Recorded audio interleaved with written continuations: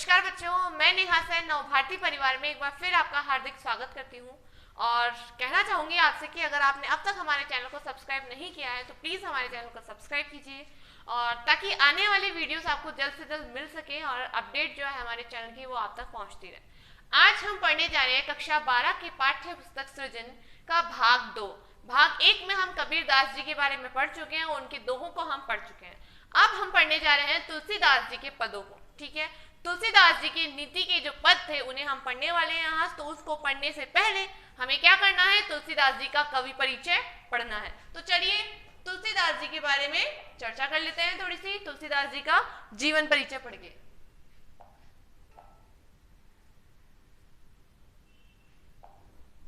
तुलसीदास जी, तुलसीदास जी का जन्म विक्रम संवत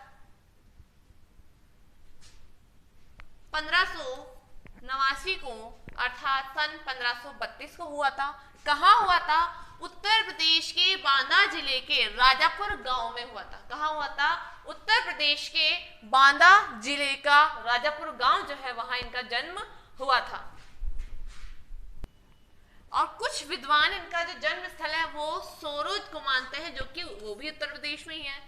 मान्यता है ये है कि कुछ तो मानते हैं कि बांदा जिले में और कुछ मानते हैं कि सोरो यानी एटा में इनका जन्म हुआ था। ठीक है, कवि भक्ति काल के राम मार्ग की शाखा के प्रतिनिधि कवि हैं। मैं आपको पहले भी बता चुकी हूँ कि भक्ति मार्ग में सगुण काव्य धारा जो थी उस सगुण काव्य धारा के दो भाग थे, पहला राम भक्ति और दूसरा कृष्ण भक्ति। कृष्ण भक्ति के प्रमुख कवियों में सूरदास जी, रसखान, मीराबाई ये प्रमुख थे और राम काव्य में हमारे तुलसीदास जी प्रतिनिधि कवि माने जाते हैं। राम काव्य धारा के प्रवर्तक ही हमारे तुलसीदास जी माने जाते हैं। इनके पिता आत्माराम दुबे थे और माता हुलसी थी। पिता आत्माराम दुबे और माता हुलसी थी। इनका पालन पोषण मुनिया नाम की दासी ने किया था। अब माता पिता के होते हुए इनका पालन पोषण मुनिया नाम की दासी ने क्यों किया था, इस बारे में भी एक कथा प्रचलित है कि जब तुलसीदास जी का जन्म हुआ था तो जन्म होते ही ये इनके मुंह में दांत थे। जब बच्चा पैदा होता है तो उसके कोई दांत नहीं होते हैं। ऐसा मान्यता थी, ऐसा सुनने में आया है, जनश्रुतियां हैं कि तुलसीदास जी जन्म के समय कुछ ऐसे नक्षत्र थे, वो नक्षत्र अशुभ थे। उस अशुभ नक्षत्र में पैदा होने के कारण इनकी जो आकृति थी, इनका जो रूप रंग था वो कुछ अजीब था। तो इनके पिता ने उस अजीब रंग रूप के कारण और इनके मुख में जो दांत आए थे उनके भय से इन्होंने उसे त्याग दिया था। और तुलसीदास को जब इन्होंने त्यागा तो मुनिया नाम की दासी ने उसका पालन पोषण किया था और इनके बचपन का नाम राम बोला था, क्योंकि ये भी माना जाता है कि इन्होंने पैदा होते ही मुख से राम नाम का उच्चारण किया था, राम बोला था, इसलिए इनका नाम क्या पड़ गया, राम बोला। एग्जाम में आया हुआ प्रश्न है कि तुलसीदास जी के बचपन का नाम क्या था, तो तुलसीदास जी के बचपन का नाम क्या था, राम बोला। क्यों था? क्योंकि उन्होंने पैदा होते ही राम बोला था। देखिए, बचपन का नाम राम बोला। इनकी पत्नी का नाम क्या था, रत्नावली। इनकी पत्नी का नाम क्या था, रत्नावली।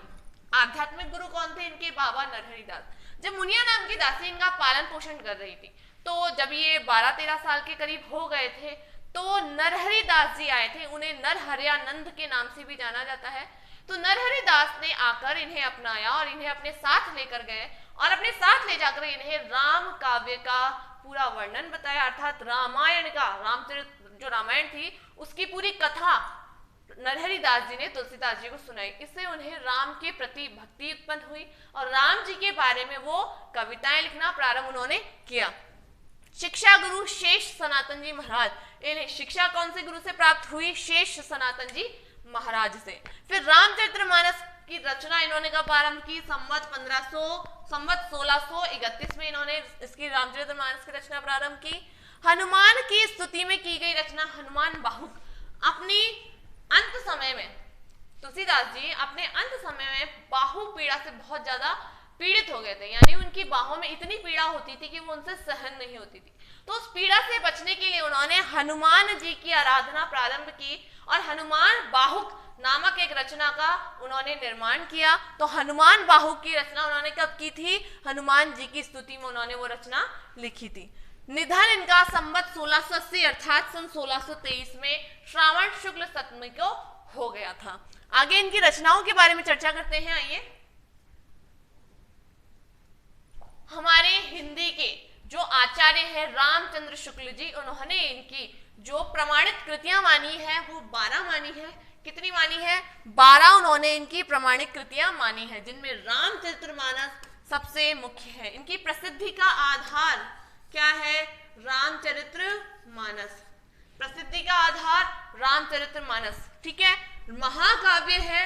लेकिन कुछ विद्वान, अगर साहित्य की दृष्टि से देखा जाए तो इसे महाकाव्य नहीं माना जाता है। क्यों नहीं माना जाता है? क्योंकि महाकाव्य के अंदर कम से कम 8 खंडों का होना अनिवार्य होता है, जबकि हमारे रामचरितमानस में केवल 7 कांड है। इसलिए कुछ विद्वान इसे महाकाव्य की श्रेणी में नहीं रखते हैं, ठीक है। तो रामचरितमानस क्या महाकाव्य माना गया है। भाषा क्या है इसमें? अवधि। भाषा क्या है? अवधि।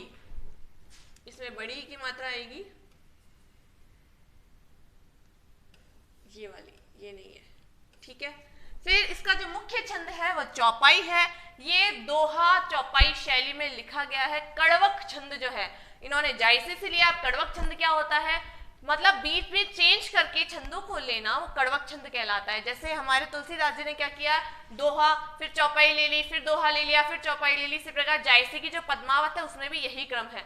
तो उसी की देखा देख, यानी वहीं से इन्होंने ये दोहा चौपाई शैली ग्रहण की है, कड़वक छंद को ग्रहण किया है। रामचरितमानस की रचना में लगने वाला समय 2 वर्ष और 7 माह इन्हें रामचरितमानस के निर्माण में लगा है। विनय पत्रिका इनका गीति काव्य और भाषा इसकी ब्रज है। कवितावली, मुक्तक काव्य, भाषा ब्रज भाषा। ये जो विनय पत्रिका है, ये विनय पत्रिका एक प्रकार का प्रार्थना पत्र है, निवेदन करता हुआ है। इन्होंने जो तुलसीदास जी, इन्होंने विनय करी है, यानी प्रार्थना करी है राम जी के चरणों में, और राम जी के चरणों में प्रार्थना करने पर ही इसे विनय पत्रिका कहा गया है। कवितावली मुक्तक काव्य और भाषा इसकी ब्रज भाषा है। दोहावली भी मुक्तक काव्य है, भाषा ब्रज भाषा है। गीतावली गीति काव्य है, भाषा ब्रज भाषा है, ठीक है। रामलला नहछू प्रबंध काव्य है, लोकगीत शैली पर आधारित है। जब राम जी का विवाह हो रहा था तो उस समय नाइन के द्वारा, यानी उस समय जो महिलाएं होती थी जो श्रृंगार वगैरह किया करती थी, तो नाइन के द्वारा राम जी के पैर का नाखून छूने की एक कथा है, उस कथा को इसके अंदर दर्शाया गया है। वैराग्य संदीपनी ये भी प्रबंध काव्य है। रामाज्ञा प्रश्नावली ज्योतिष विषय ग्रंथ है। रामाज्ञा प्रश्नावली एक ज्योतिष आधारित ग्रंथ है। जानकी मंगल, पार्वती मंगल दोनों रचनाएं प्रबंध काव्य से संबंधित है। बरवई रामायण किसके आधार? बरवई रामायण जो है वो रहीम दास की बरवई जो छंद है उससे आधारित, उस पर प्रेरित है, उस पर आधारित है। कृष्ण गीतावली भी गीति काव्य है। तो ये इनकी 12 रचनाएं थी जो इन्होंने लिखी थी। प्रमुख रूप से आधार ग्रंथ जो इनके माने जाते हैं, ये 12 रचनाएं मानी जाती है, जिनमें से 8 और 4 को विभाजित किया गया है। आगे बढ़ते हैं। इनकी जो काव्यगत विशेषता है, उन काव्यों में उन्होंने लोकहित और लोक मंगल की भावना देखने को मिलती है। इन्हें समन्वय का कवि भी कहा जाता है। अवधि और ब्रज भाषा की प्रधानता, समन्वयवाद की विराट चेष्टा और आदर्शों का प्रतिस्थापन इनके काव्य की प्रमुख विशेषताएं हैं।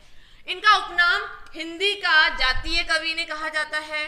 हिंदी का जातीय कवि कहा जाता है, समन्वय का कवि कहा जाता है। नाभादास द्वारा इन्हें दिया गया था कली काल का। वाल्मीकि ने कहा जाता है नेट की परीक्षा में या हिंदी से संबंधित जो फर्स्ट ग्रेड सेकंड ग्रेड का एग्जाम होता है उसमें यह प्रश्न पूछा गया कि कलिकाल का वाल्मीकि तुलसीदास जी को नाम किसने दिया था? तो कलिकाल का वाल्मीकि नाभादास जी ने तुलसीदास जी को उपाधि दी थी। रामचंद्र शुक्ल ने भारतीय जनता का प्रतिनिधि कवि तुलसीदास जी को कहा है, और इन्होंने उपमा, रूपक और उत्प्रेक्षा अलंकार का भी प्रयोग अपने काव्य में बहुतायत से किया है। इसके अतिरिक्त अतिशयोक्ति अलंकार भी इन्होंने प्रयोग किया है। अतिशयोक्ति अलंकार का प्रयोग भी इन्होंने अपने काव्य में किया है। ये तो थी तुलसीदास जी का परिचय। अब आपकी पाठ्य पुस्तक में जो तुलसीदास जी के पद दिए हुए हैं उनके बारे में चर्चा कर लेते हैं। दोहावली नाम की रचना में से इनके दोहे लिए गए हैं जो नीति के बारे में बताते हैं, जीवन जीने के तरीकों को सिखाते हैं। तो पहला दोहा है, काम क्रोध मद लोभ रथ। काम क्रोध मद लोभ ये रथ है, रथ गृहासक्त दुख रूप। काम क्रोध मद लोभ रत गृहासक्त दुख रूप, ते किमि जाने रघुपति ही मूढ़ परे भवकूप। यहाँ पर तुलसीदास जी ने क्या बताया है कि देखिए काम, क्रोध, लोभ, मद, जो भी इसमें रत रहता है। अब काम यानी विषय वासना में लिप्त रहना, विषय वासना में लिप्त रहना, क्रोध यानी गुस्सा करना, मद यानी अहंकार,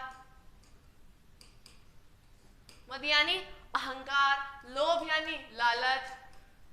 जो भी इन चीजों में रत रहता है, डूबा हुआ रहता है, गृहासक्त दुख रूप और गृहासक्त होता है यानी सांसारिक मोहमाया में डूबा हुआ रहता है, वो लोग हमेशा दुख का वहन करते हैं, वो लोग हमेशा दुखी रहते हैं। जो काम में डूबे हुए रहते हैं, गुस्सा करते हैं, अहंकार वाले होते हैं, लोभी होते हैं, और जो सांसारिक मोहमाया में डूबे हुए रहते हैं वो हमेशा दुख में डूबे हुए रहते हैं, वो हमेशा जीवन में दुख ही दुख प्राप्त करते हैं।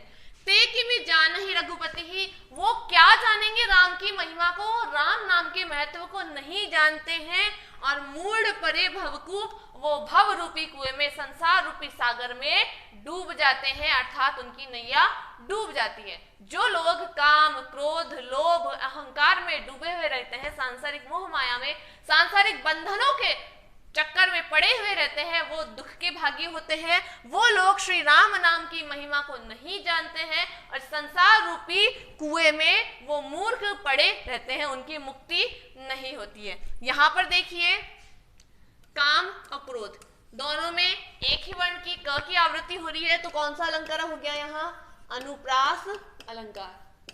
फिर भवकूप, अब ये जो भवकूप है, भव रूपी कुआं, संसार रूपी कुआं, यहाँ पर कौन सा अलंकार है? रूपक अलंकार का प्रयोग किया गया है। ठीक है, आगे बढ़ते हैं। आगे है कहिबे कह रस ना रची, कहिबे कह रस ना रची, सुनिबे कह किए कान, धरिबे कह चित हित सहित, परमारथ ही सुजान। अब यहाँ पर कबीरदास जी क्या कह रहे हैं? देखिए यहाँ कबीरदास जी कह रहे हैं,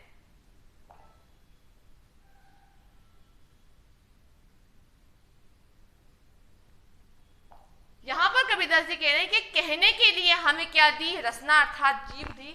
यहाँ रसना क्या होती है? जीभ, वाणी। कहने के लिए हमें क्या मिली हुई है? वाणी मिली हुई है, जीभ मिली हुई है। और सुनने के लिए हमें क्या मिल गए? कान मिल गए। बोलने के लिए हमारे पास जीवा है, वाणी है, और सुनने के लिए हमारे पास कान है। धरिबे कहचित हित सहित, और ध्यान देने के लिए हमारे पास चित्त है, हमारा मन है। चित्त क्या होता है?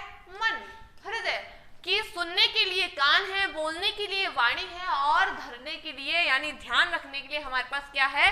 हृदय है, चित्त है। तो परमारथ ही सुजान, तो इन सब का प्रयोग हमें अच्छे कार्यों के लिए ही करना चाहिए। अच्छी अच्छी बातें हमें कानों से सुननी चाहिए, अच्छे अच्छे वचन हमें हमारे मुख से बोलनी चाहिए, और अच्छी अच्छी बातों को ही हमें अपने हृदय में धारण करना चाहिए। ये यहाँ पर कवि कहना चाहते हैं। ठीक है, यहाँ पर भी देखिए कहिबे कह, तो कौन सा अलंकार हो गया? यहाँ पर अनुप्रास हो गया। फिर यहाँ पर कह और क, यहाँ पर भी अनुप्रास अलंकार का प्रयोग किया गया है। ठीक है, दो जगह पर, यहाँ पर और यहाँ पर कौन सा अलंकार है? अनुप्रास अलंकार का प्रयोग किया गया है। आगे बढ़ते हैं।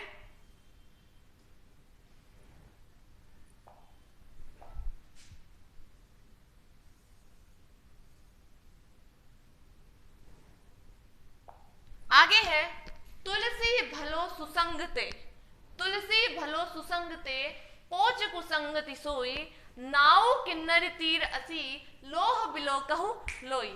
तो यहाँ पर तुलसीदास जी क्या कहना चाह रहे हैं? देखिए, तो यहाँ पर तुलसीदास जी ने संगति के बारे में बताया है कि यदि हम अच्छी संगति करेंगे तो उसका क्या प्रभाव पड़ेगा, यदि हम बुरी संगति में पड़ेंगे तो उसका क्या प्रभाव पड़ेगा। देखिए, तुलसी भलो सुसंगते, तुलसीदास जी कह रहे हैं कि तुलसीदास हे प्राणियों कि सुसंगति में रहना बहुत अच्छा होता है। पोच कुसंगति सोई, और कुसंगति से दूर रहना।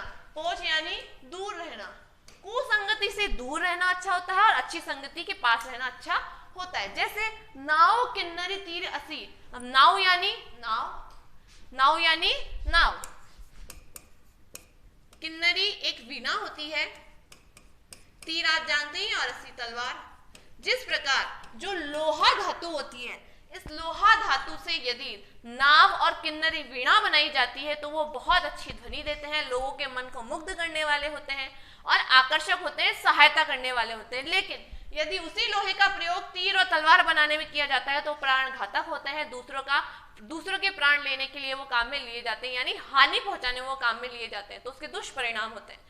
तो कहने का तात्पर्य यही है कि लोहा जब अच्छी संगति में पड़ता है तो नाव और वीणा के द्वारा वो लोगों के मन को मोहित करता है, और वही लोहा जब तीर और तलवार बन जाता है तो वो बुरी संगति का कहलाता है, बुरा कहलाता है। उसके दुष्परिणाम के कारण, उसके गलत प्रयोगों के कारण उन्हें प्रशंसा नहीं मिलती है, जबकि नाव और किन्नरी वीणा के कारण उसे प्रशंसा का पात्र बनना पड़ता है। तो इसीलिए हमें अच्छी संगति करनी चाहिए, बुरी संगति से हमें दूर रहना चाहिए। आगे बढ़ते हैं।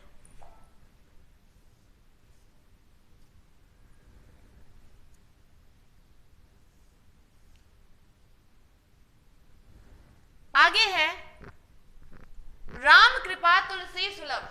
राम कृपा तुलसी सुलभ, गंग सुसंग समान, जो जल परे जो जन मिले, कीजे आप समान। यहाँ पर तुलसीदास जी ने बताया है कि देखिए, राम कृपा तुलसी सुलभ, कि राम जी की कृपा जो होती है वो बहुत सुलभ होती है। राम जी की कृपा बहुत सुलभ होती है, कि राम जी की कृपा जो होती है वो गंगा नदी के समान होती है। कैसे? देखिए, गंगा नदी में हम लोग स्नान करके आते हैं तो गंगा नदी के पावन जल में स्नान करने पर, पवित्र जल में स्नान करने पर हमारे जितने भी दुष्कर्म होते हैं, पाप कर्म होते हैं, वो समाप्त हो जाते हैं, खत्म हो जाते हैं। और गंगा नदी में जो भी जल आकर के मिलता है, जो भी नदियां आकर के मिलती है, वो उनके जल में मिल जाने पर पवित्र हो जाती है। ठीक है, तो वो नदियों के, जैसे वो नदियां पवित्र हो जाती हैं, ऐसे ही कवि क्या कह रहे तुलसीदास जी कि राम कृपा तुलसी सुलभ। तुलसीदास जी राम जी की कृपा के बारे में बता रहे हैं कि गंग सुसंग समान, कि राम जी की जो कृपा है, यानी राम जी की जो भक्ति है, वो गंगा नदी की पवित्रता के समान है। जिस प्रकार गंगा नदी में स्नान करने से व्यक्ति के सभी बुरे कर्मों का नाश हो जाता है, उसके जितने भी पाप होते हैं वो समाप्त हो जाते हैं, वैसे ही राम जी की भक्ति करने पर हमारा जीवन सफल हो जाता है। यहाँ पर कह रहे हैं कि राम कृपा तुलसी सुलभ। तुलसीदास जी बता रहे हैं कि राम जी की कृपा उसी प्रकार सुलभ है जिस प्रकार गंगा नदी की संगति है। जैसे गंगा नदी में किसी भी नदी का जल आकर के मिलता है तो वो भी गंगा नदी की जैसा ही पवित्र हो जाता है, अच्छा हो जाता है, पुण्य हो, पावन हो जाता है, वैसे ही देखिए, जो जल परे जो जल मिले, कि जो भी उनसे मिलता है, जो भी जल उसमें आकर के मिलता है, कीजिए आप समान, उसे अपने समान बना लेता है। अर्थात सत्संगति का जो व्यक्ति होता है, सज्जन व्यक्ति जो होते हैं, उन सज्जन व्यक्तियों से मिलने पर, उन सज्जन व्यक्ति से जो भी व्यक्ति मिलता है वो भी सज्जन बन जाता है। यहाँ पर सत्संगति का महत्व यहाँ पर कवि ने, तुलसीदास जी ने बताया है। आगे बढ़ते हैं।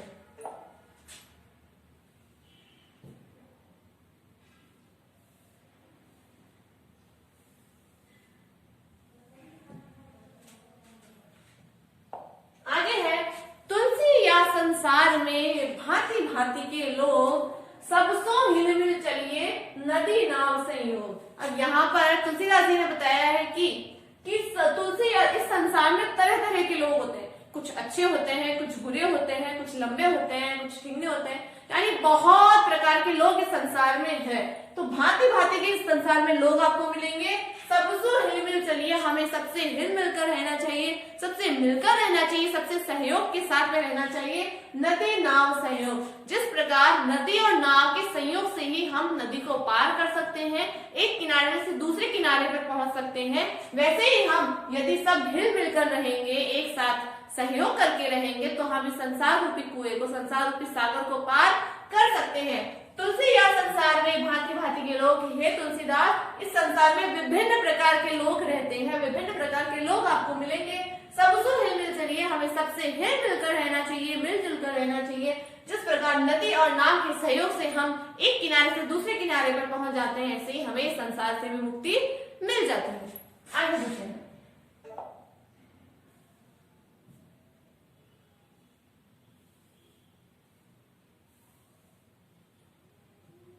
आगे है तुलसी पावस के समय, धरी कोकिलन मौन, अब तो दादुर बोली है, हमें पूछे कौन। अब यहाँ पर तुलसीदास जी ने अच्छे व्यक्तियों का महत्व बताया है कि जब देखिए, तुलसी पावस, पावस क्या होती है? वर्षा ऋतु। क्या होती है? वर्षा ऋतु। कि वर्षा ऋतु के समय कोयलों ने मौन धारण कर लिया है। कोयल जो है वो बिल्कुल चुप हो गई है। अब तो दादुर बोलिए। दादुर कौन होते हैं? मेंढक। दादुर कौन होते हैं? मेंढक। कि अब तो मेंढकों के बोलने का समय आ गया है, अब हमें कौन पूछेगा। अब अगर इसे दूसरे शब्दों में आप अगर लेते हैं तो दूसरे शब्दों में इसका अर्थ ये होगा कि सज्जन व्यक्ति जो होते हैं वो दुर्जन व्यक्तियों के बोलने पर मौन धारण कर लेते हैं, क्योंकि अब उनकी कोई भी सुनने वाला नहीं है। दुर्जन व्यक्ति जो होते हैं, जो दुष्ट व्यक्ति होते हैं, वो सज्जन व्यक्तियों की बातों के ऊपर ध्यान नहीं देते हैं, इसलिए सज्जन व्यक्ति चुप रहकर अपना श्रेष्ठता का प्रदर्शन देते हैं, श्रेष्ठता व्यक्त करते हैं।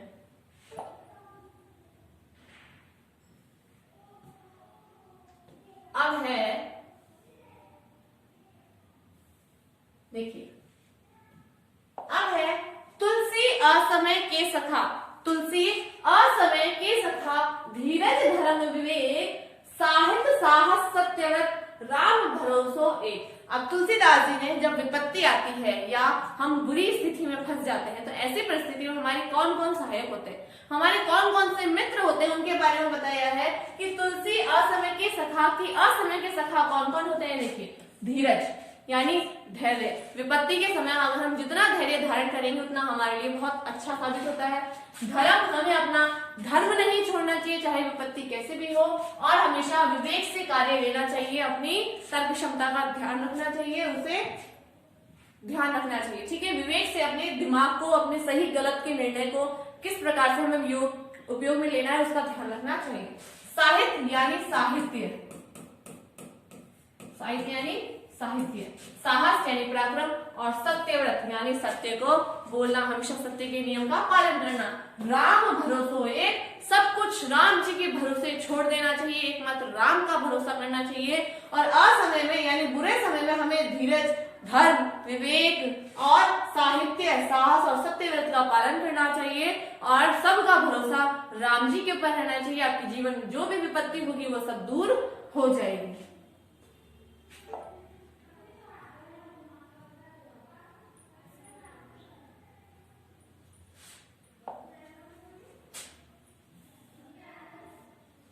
कैसा लगा आपको हमारा वीडियो? हमें कमेंट करके जरूर बताइएगा। अगर आपने अब तक हमारे चैनल को सब्सक्राइब नहीं किया है तो हमारे चैनल को सब्सक्राइब भी जरूर कीजिएगा। फिर मिलेंगे आपसे संतवाणी के तीसरे भाग, जिसमें कृपाराम खेड़िया जी की रचनाओं को हम पढ़ेंगे। तब तक के लिए नमस्कार, धन्यवाद।